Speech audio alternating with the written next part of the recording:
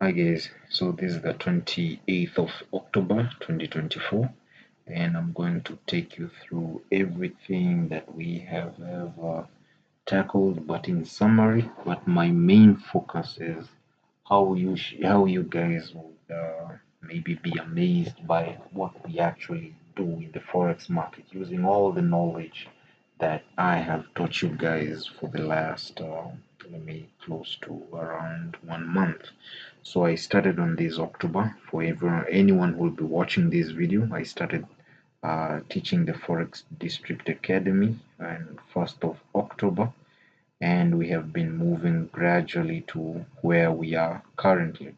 So what I actually want you guys to appreciate is, everything that I have currently right now.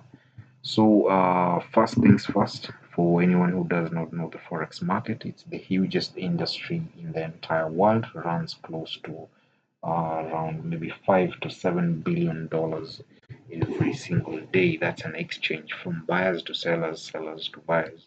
So the forex exchange market, it's just a market where buyers and sellers meet and actually exchange currencies and so many other things that are exchanged inside the forex market. So I think this is a little better for any person who does not know how to read the candles. But yes, so what I'll be actually tackling is the AUDUSD. This is currently a weekly time frame. So what you actually see are candlesticks. The green is a bullish candlestick, and the reds, every other red candle that you see, is a bearish candlestick. So if you do not know the basic concept or anatomy of a candlestick, kindly go and check it out in my YouTube videos and or the messages that I have been sending here in this Forex District uh, group, academy group. So I'll be tackling this month of October and actually seeing the projection of what the market has been doing and also having a conviction of what the market will be doing next. So what I want you guys to appreciate is that this is the beginning of October. So yeah, this is 7th of October. So this is the end. This bearish candle, this huge bearish candle, is the end of September and also the beginning of October. And we actually came through, we ran through this buy side liquidity.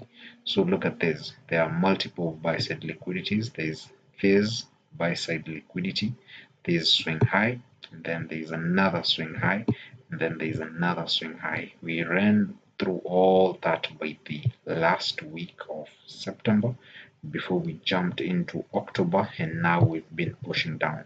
So this is October, October, October, October, and we are still pushing down. We've pumped below this, and now guys, I'll be introducing what is a fair value gap and actually how we do tell the trend of a market using a fair value gap. So generally we are in an uptrend on a weekly time frame. So what we are having in October is a retracement, but it could also be the trend, but it has to take out this low so that it can be a downtrend. So we created this low and we have this high right here for this minor uptrend on a weekly time frame. So what I'll do next is jump into my daily time frame. And for those who do not know, AUDUSD right here. So Australian dollar is paired by the US dollar. So the Australian dollar is the base currency. The United States dollar is the quote currency. So it is one Australian dollar. The base is always one, and it is paired by the United States dollar, and it actually is at 0 point something. So one Australian dollar is 0 point something, and currently we are at 0.65. So means that one Australian dollar is equals to 0.65 and some many other decimals of a United States dollar. So we buy and sell in the market. You can actually see we had a really good run to the upside. We came up here, we paused a little bit, and then we continued up higher, and but now we've been going down and lower. So the question is, why did the market actually stop at this point? Because to be exact, this is 1st of October. So why has the entire month, and we are almost closing the month, why has the entire month actually been pushing down? Why did the market actually stop at this area and started going down? The reason is very, very easy. For those who were in the class where I taught about liquidities, buy side liquidities and sell side liquidities, this was a buy side liquidity purge. So I've hidden a lot of annotations in my chart, so let me put them back up right there. So where I have an X, it means that we have purged or run through that old liquidity, old prices that were out there. So there were many people who wanted to buy above this price, and that's what we actually did. So the green line right here. So I'm on a daily time frame. That means that every single candle that you can see or appreciate in my chart from whatever you can see is represents a daily time frame. So you can see down here that this is the 1st of October 2024. That's why I have my green line. So I'll actually jump into a 4-hour time frame and actually run you through the trend. So the trend, I already have an arrow. This arrow down here shows already what trend we are in currently. So this is a downtrend, and a downtrend, if you guys can remember well, or for all those who do not know about trends, a downtrend is characterized by lower highs and lower lows, and for an uptrend is characterized by higher highs and higher lows. So here, if we have this high, we have our high up here, we had this as our low. So we were in an uptrend back at September, jumping into October. My green line, remember, represents 1st of October 2024. So we started going down in a new month. So why was this my low? Because it purged below this. Now I want to use a line graph so that you guys can understand. So an uptrend is characterized by higher highs and higher lows, but we actually went below a higher low. So this being lower than this. So this is a high, this is a swing high, but then we came down to here. So this price run actually ran through this, so thus creating a newer higher high. This was a higher high and this was a higher low. And then we had a small pause. This was another intermediate higher low before we ran through this and created another higher high. Going below here can signify a change of character or a market structure shift from an uptrend to a downtrend. And that's why I have this as my high and this as my low. So this is my starting point in price, which is October 2024. So we had a lower high for this swing high. So a high, a low, a lower high, and then a lower low. So I have this gray box around here. This gray box signifies it's a gray box and I have no annotation above it. That means this is a consolidation. We didn't actually have really good price movement. A definition of a consolidation, or the characteristics of a consolidation, is it's neither an uptrend nor a downtrend. So you cannot characterize and say we have higher highs and higher lows or lower highs and lower lows. So we just had a plain sideways market where the market was just going up and down inside a specific resistance and support level. So the market's just playing inside there, gathering orders, and then bam, the market expanding lower. So if you guys wanted to appreciate a bearish fair value gap, we had one right here. So if we started back at October 2024, we had this really good displacement, and then the market we had a retracement. So this is the real trend, and then we had a retracement or a correction in the market to create this low high, and then we went below this low. So this is something that I actually have to do something like this. So I was trying to draw a line. I don't know, my internet has a problem. So yes, I have to draw a line for you guys so that you can see there was a break of structure. So I'm gonna put an X. An X means that we have already run through this low, and now we have lower prices, lower than these prices. These prices were somewhere close to 0.68572, and these prices are far much more lower, 0.68303. Then we had a consolidation. We didn't actually create a really good high, and then we punched lower with a very huge bearish fair value gap. So a bearish fair value gap is also known as a CB, and a CB is a sell side imbalance with buy side inefficiencies. It means that the sales were too great that the market was pushing down and down and down. And look at that. We had this market push down, thus creating a market gap between the lows of this bullish candle right there and the highs of this bullish candle right there, with this bearish candle, this massive bearish candle with displacement. It's a very huge candle, and then we had a fair value gap. So we didn't actually come back into it, but we continued going further lower, thus creating another consolidation with another lower low.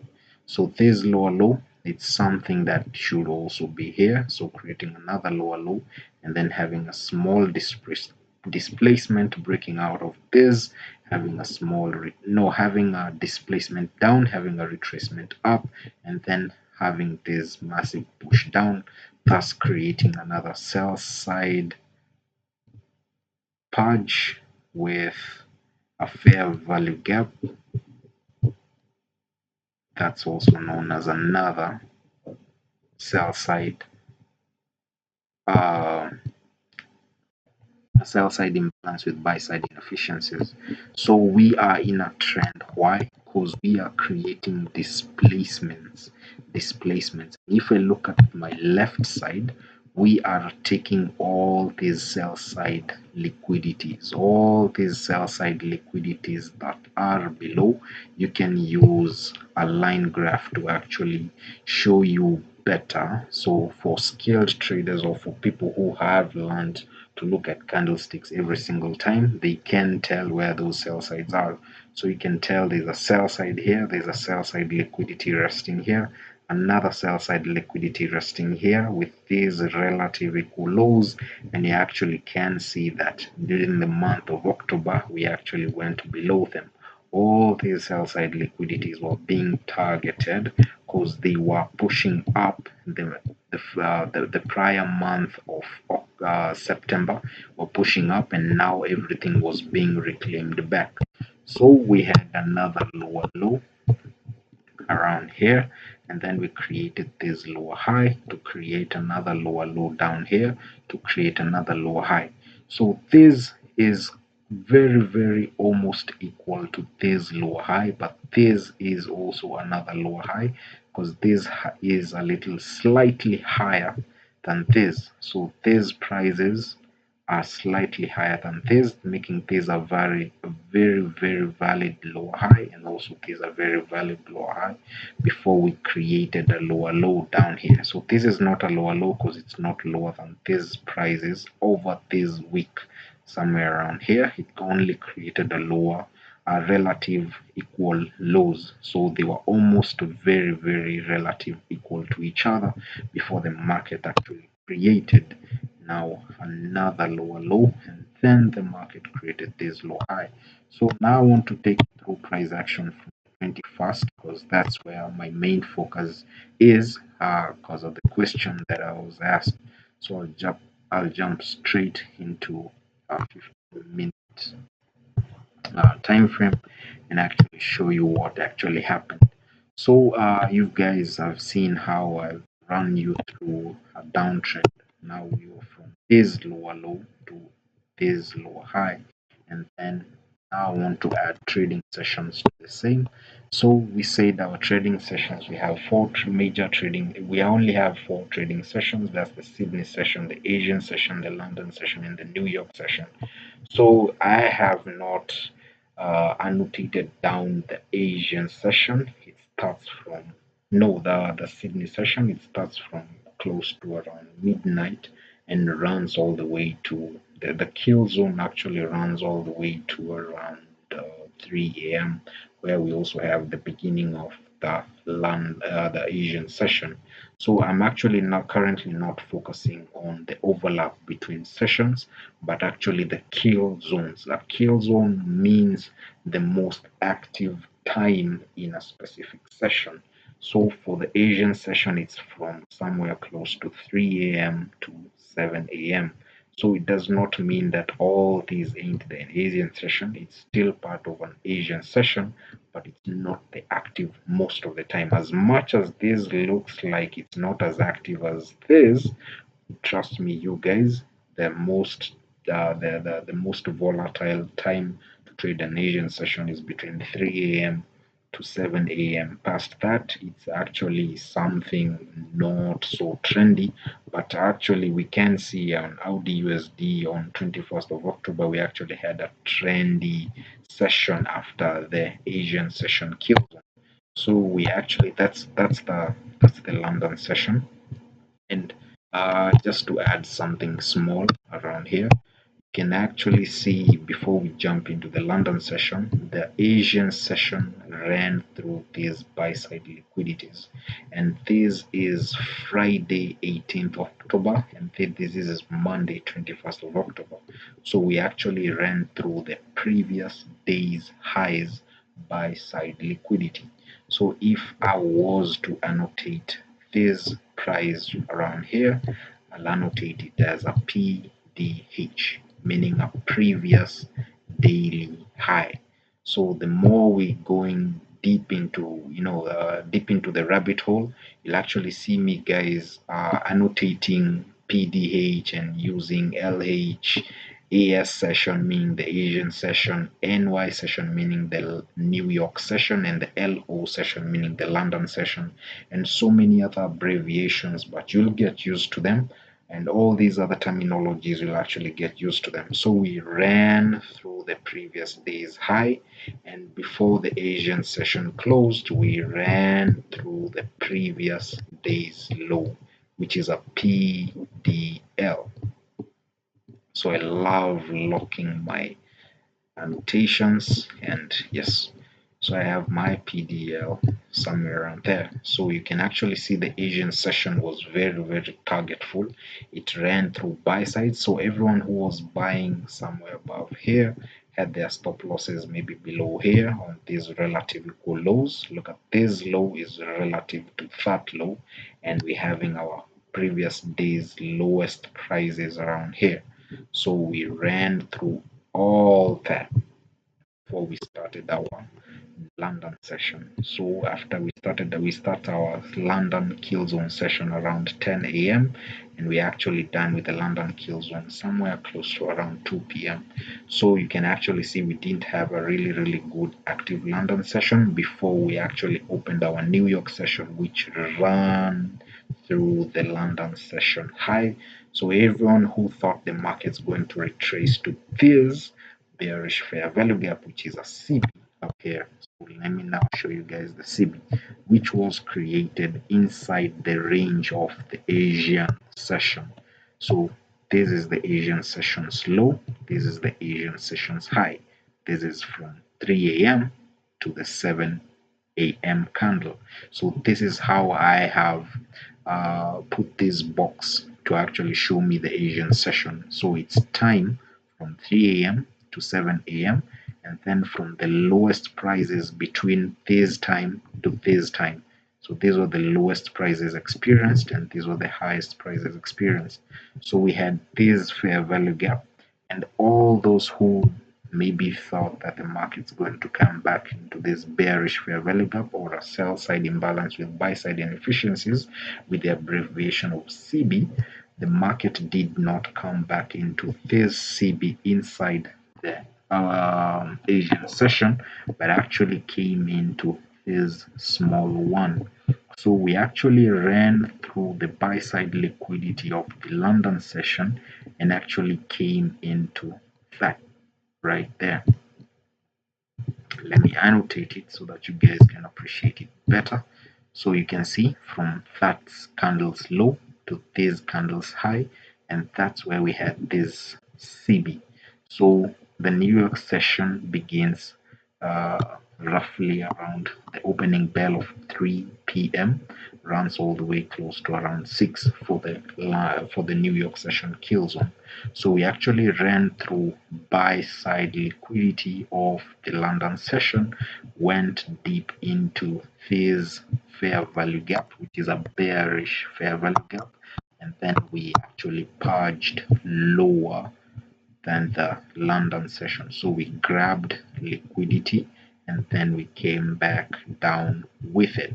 So when we will continue far maybe into the intermediate session, I'll teach you about the accumulation, then manipulation, and then expansion with distribution. This is known as an AMD model, which is very, very profitable when you are learning about ICT and his concept. So that's what played through the 21st of October 2024. Let's jump into the following day, maybe the first 3 days of that week. So this was on a Monday. So on a Tuesday, we actually started by purging below the previous day's low. Let me first delete this. So we have a newer previous day low right there. So those are the lowest prices experienced by the market on Monday, and you can actually appreciate that the market purged through it. So it grabbed liquidity below the lows of Monday and we actually pushed up. But guys, remember that we're in a downtrend, so we do not expect to go above this lower high, and also having our previous days highs now from Friday's previous days highs to Monday's previous days highs, which is also the high of the Asian session. So we actually just pushed up really, really good on this Asian session from 3 a.m. to 7 a.m. And then we had the consolidation on London session. We had the New York session, had the same interplay like the previous day. So we actually liquidated anyone who has their buys above the London session high and then come back to the London session low. That same thing happened again. So we came above the London sessions high, including the Frankfurt open around 9 a.m. This was 9:15 a.m. We purged high, and then by the time we were done with New York, we already had gone below. Not as trendy, but the same concept. Above buy sides and then coming back into sell side liquidities. Following into the other day, we created a lower high on the New York session high, which is also the previous day's high of this Tuesday. So Tuesday's price action ran from here to around here. So this was the previous day's high, and we had our previous day's low. Now we can change our previous day's lowest prices to the Asian session lows, which is also the previous day's lowest prices. We had a choppy Asian session, but really, really trendy. We had a push up and then a push down and then a push up again before we actually completed the Asian kill zone, before we came down into a very, very low resistance liquidity run of our London session. So from around 10 a.m. to around 2 p.m., we had a really, really dire movement, but the market knew where it was supposed to go. And once we ran below the previous day's low of Tuesday, now this is Wednesday, we actually had our New York just pushing slightly up and then closing the kill zone, not as trendy, but then we pushed down a little bit, creating thus another lower low. But remember guys, we've already ran through the previous day lows prices before we started pushing up again. So we're having our maybe our our Asian session somewhere around here, having our London session somewhere around here, having our New York session. All these movement down here is our New York session. Then jumping into that was Thursday, and then Friday you can actually see the market still going down. So I think you guys, if you want to practice looking at this swift and really good downtrend, you can actually tell where you have your CBs and where you have your BCs, and how the market actually reclaims everything. And before, if it's a retracement, you can actually create a really good bullish fair value gap, because the market will just run it over once the market creates a small retracement, and then going back to the trend, and then another retracement with a BC right here, with a BC right here, and then the market runs through everything. So it actually tells you that we should stay in the trend, because this trend from up here to down here is better than this short retracement from down here to up here, or from down here to up here. Is far much maybe it's far much more better from up here to down here for the trend. So the trend is your friend. It's a very common saying in the forex market, and that's my little breakdown of where of how the market has been doing. So for anyone who's looking to trade out USD, my other point that I'm seeing that the market will come to is 0.65669. That's this is today's price action, but I still see that the market's come is going to come, even if it's not today or tomorrow or the day after tomorrow. This is my predicament or the conviction of where the market's going to come next. And why I have this conviction is on a 4-hour time frame. So look at these lows. These lows are really juicy. They are really good relative equal lows, and thus I see that the market's going to come pump below this before have a retracement. So with that, I wish you guys good time, good trading. Learn from this kindly. You be blessed and stay blessed.